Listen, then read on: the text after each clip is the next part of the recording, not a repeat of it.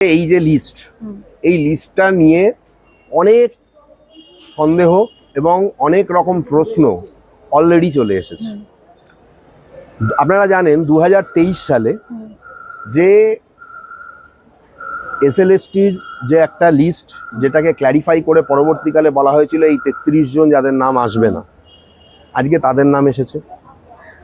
পাশাপাশি ধরুন আমি বলছি অ্যাভারেজ হাইকোর্টের যদি আপনি ফাইনাল অর্ডার দেখেন দেবাংশু বসাকের, যদি আপনি সুপ্রিম কোর্টের জাস্টিস চন্দ্রচূড়ের অর্ডার দেখেন এবং পরবর্তীকালে রিভিউ পিটিশনের প্রত্যেকটার অর্ডার যদি আপনি দেখেন, বিশেষ করে দুটো ফাইনাল অর্ডার যদি আপনি দেখেন, দেবাংশু বসাকের অর্ডার এবং জাস্টিস চন্দ্রচূড়ের যে অর্ডার ডিভিশন বেঞ্চে সুপ্রিম কোর্টের, এতে পরিষ্কার সেখানে একটা ভেরিফাই করা ছিল, একটা প্যারাগ্রাফে আলাদা করে লেখা ছিল যে মিনিমাম কোন কোন গ্রেডে কতজন, সেখানের সঙ্গে এই নাম্বার কখনোই ম্যাচ করছে না।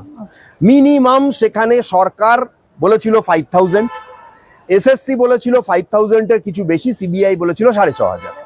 তাহলে 1806 জন কোন গ্রাউন্ড থেকে আসছে? নাকি এই 1806 জনকে দিয়ে বাকিদেরকে পুরো স্পেসিফাই করে ভালো করে দেওয়া হলো যাতে 7 তারিখ তারা পরীক্ষায় বসে যেতে পারে? এই প্রশ্ন উঠবে। আজকে যাদের নাম এসেছে আমি আপনাদের বলছি, আজকে এবং কালকের মধ্যে এই 1800 জনের মধ্যে 500 থেকে 600 জন মামলা ফাইল করবেন। অলরেডি আজকে করেছে, লিভ নিয়েছে এবং কালকেও হবে। এটুকু আমার কাছে বিভিন্ন লয়ারের মারফত যেটুকু আমার কাছে নলেজ আছে। তাদের বক্তব্য হচ্ছে যে প্রথমত হচ্ছে তাদের নাম কিভাবে এলো এবং আরো নানান ধরনের বিষয় রয়েছে। এখন বিষয়টা হচ্ছে যে এই 1804 জন বা 1806 জন, এদের শুধুমাত্র নাম আসবে কেন?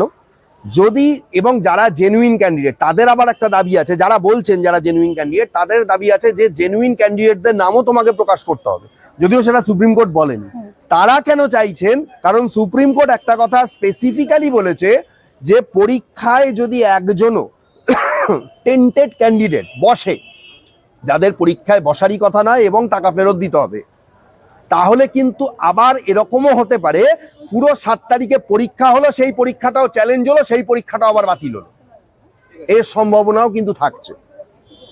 সুতরাং পুরো বিষয়টা আমি আপনাদের বলবো, পুরো বিষয়টা এখনো পর্যন্ত অথই জলে।